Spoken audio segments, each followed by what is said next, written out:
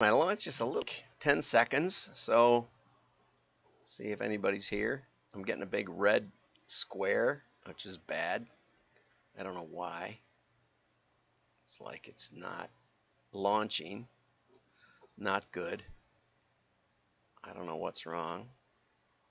As usual, I don't know what's wrong. And it's not launching. So my launch is a little early today, like 10 seconds. So there it is. Boy, early. And now I got a green square, so that's good.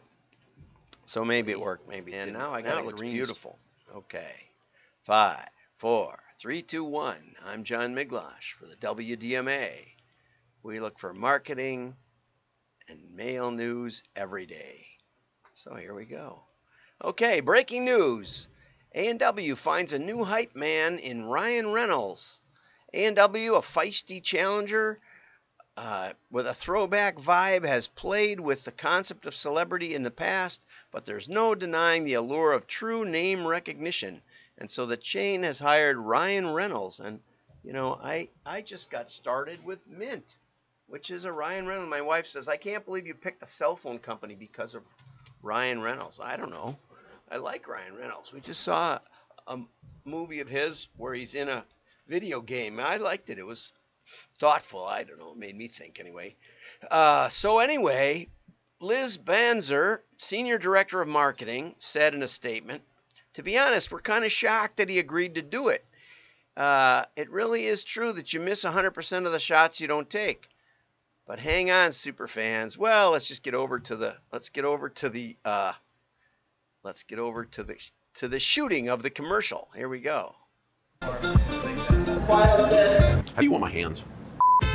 Ryan Reynolds, actor, producer, creative director. Of course. Gin Slinger, soccer team owner. In the mobile network mogul. You can't see it, but in the lower Mobile right. network mogul is killing me. Cell phone company tycoon. And 2010 People Magazine's Sexiest Man Alive. Whatever.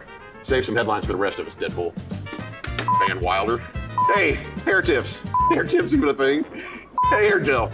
How about you save some headlines for the rest of us? Like me, the new Ryan Reynolds. The new Ryan Reynolds. Advertising's fresh-faced golden boy.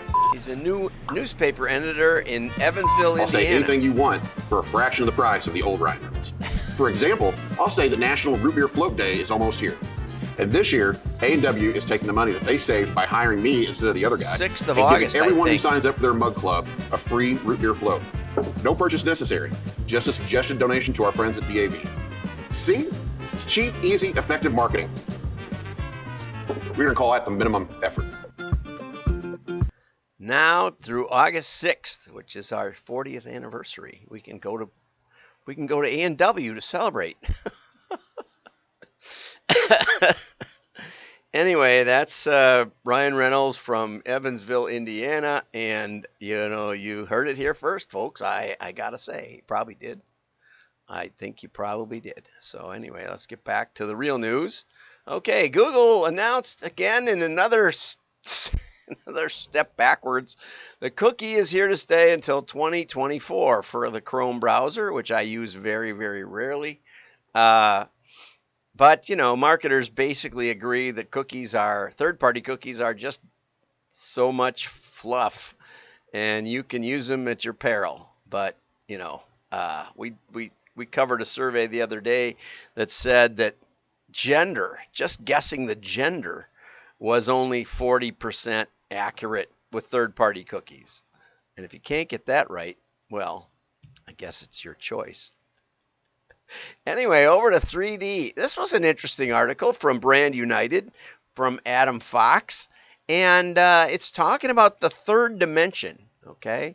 And this is an example of an outdoor display that they printed at Shuttle Strauss, which is up just north of Madison, Wisconsin.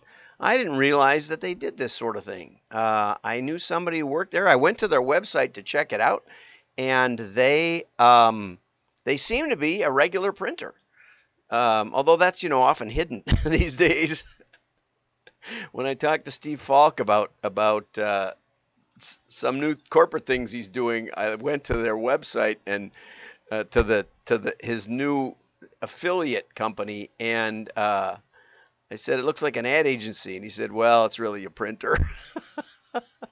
Anyway, Shuttle Strauss, I think, really is an ad agency. And they created this for the Dane County Humane Society, which is what alerted me to the Wisconsin connection. And they used plastic corrugated and covered it with some UV protection. And they put PVC tubes in it so that it would not fall over in the wind. It has to go all the way through 4 seasons for the 100th anniversary of Dane County.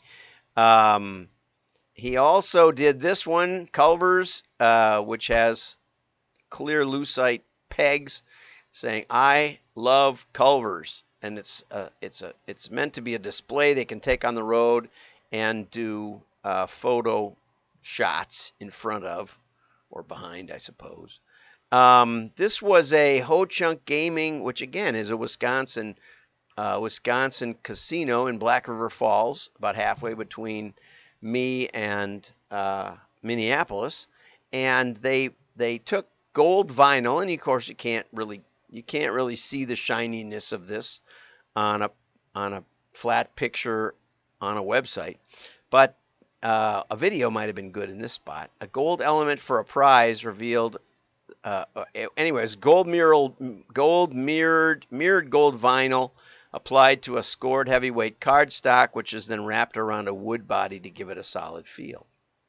Okay, we once mailed a 2x4 in with a label on it. I don't remember what we were doing, but the post office would actually mail a 2x4. I think we also mailed a brick. Just a regular brick, very inexpensive cost per piece. If you have a short run length, 3-dimensional can sometimes be the best thing to do. And so I thought back in time about what I'd done in 3-dimensional, and the most fun I ever had was a mailing. Let's get back to the camera. The most fun I ever had was the sample of the month club. And it's just a plain package. It's a cup mailer that the manufacturer or the decorator of the cups had on hand, and we said we'd like to send these cups to our best customers. And you can see sales guides on there, and it fits in this little styrofoam. And inside there was a flyer. Here's the flyer. Let's see what it says. Here's a letter with an offer telling them that you got this because you're one of our best customers. Has a little business letter and an order form. Pretty fancy, right? Personalized.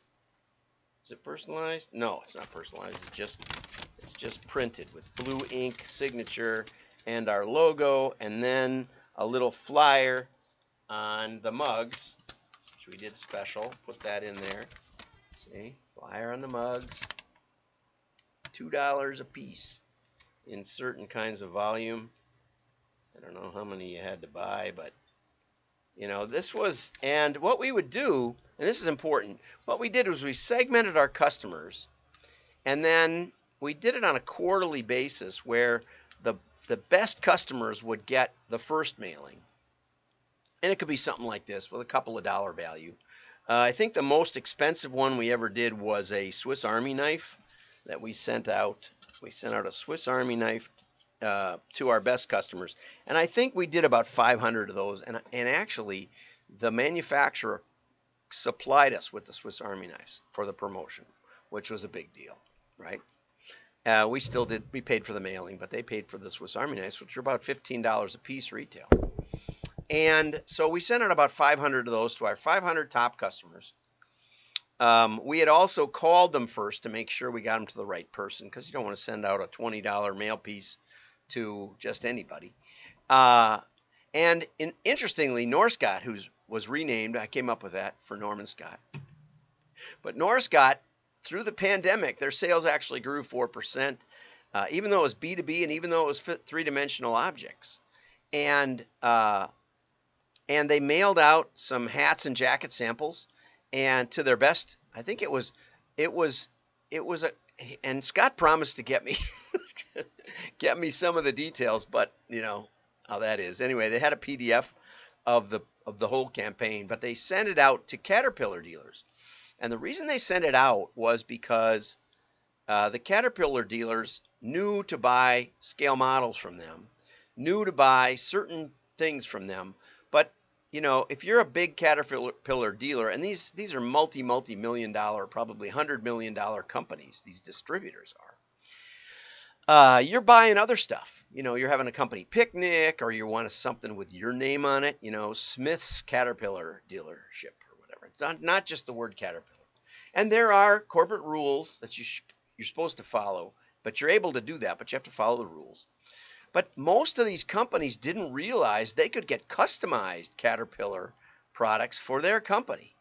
And so this campaign, which was under a couple of thousand pieces, this campaign went to the Caterpillar dealers and said, you know, you can get these items with your company name and Caterpillar on it and meet the Caterpillar logo specifications. Well, it was a huge hit. You know, so many of the dealers just said, well, we didn't realize we could get custom work from you. And that's the real business. That's the funny part, is that they had these mugs and hats and things in stock, but they hadn't communicated effectively that they could also, that the dealerships could also buy personalized items with the Caterpillar logo. So it was a huge hit. They did it for a couple other dealer networks and just did gangbusters. And so the three-dimensional is great. So anyway, we would mail the Swiss Army knives, and then the next month we might mail mugs, which was like a $2 item. You know, cost was more like $1 in the mail, probably $2. And that was supplied by Victor Marsh. This one was supplied by Victor Marsh up in Minneapolis. I don't know if they're still around, but that's where we got it. And they sent that. And then the third month of the quarter, we would send something to basically all our customers. And it would be something really simple, like an imprinted Band-Aid or a fortune cookie or an inexpensive pen. And that way, the best customers received a monthly three-dimensional product, get their attention, pass it around. The salespeople would say, well, they always saw the mugs and they saw the things on the customer's desk, you know, which is great. You know, we didn't exactly, I have to say, it wasn't like we got a huge bump in mugs. You know, we weren't sending out that many. But everybody talked about it, and it was a great conversation piece. And it was a great way to alert others in a company that there was a place they could buy this stuff. You know, there was a good quality place that would make sure they got a good price. And so oftentimes we would get find additional buyers who wanted to get in on the Sample of the Month Club. And so it was a hot topic, and all the suppliers wanted to get in on it. And we kept, you know, it turned the whole game around, and all of a sudden the suppliers were propositioning us to get their product into the Sample of the Month Club. So it was a very, very fun three-dimensional mailer case. Well, I think that's enough for today. Oh, this was a scoreboard they built, a fake scoreboard that they built in probably in the Kohl Center, and it highlighted that the cash register that was at the center of the display area for Badger merchandise and stuff. Okay, so anyway, here's space stuff, and basically here's some ideas to keep in mind. It says, you know, 3D has a whole different level of reality than just a two-dimensional sign. It can be out in traffic and get people's attention in a way that, and it can even convey, if you do it right, a feeling of stability, of, you know, of physicality, like the gold bars with weight in them, right? So anyway, have a nice day. If you've got a great 3D example, give me a call or send me a picture of what you've done, and people would be amazed at what the USPS will mail. You can get real attention from that. Share. I did get a share just yesterday, I think. I finally got somebody to share the thing. We're never going to beat digital unless we share some information.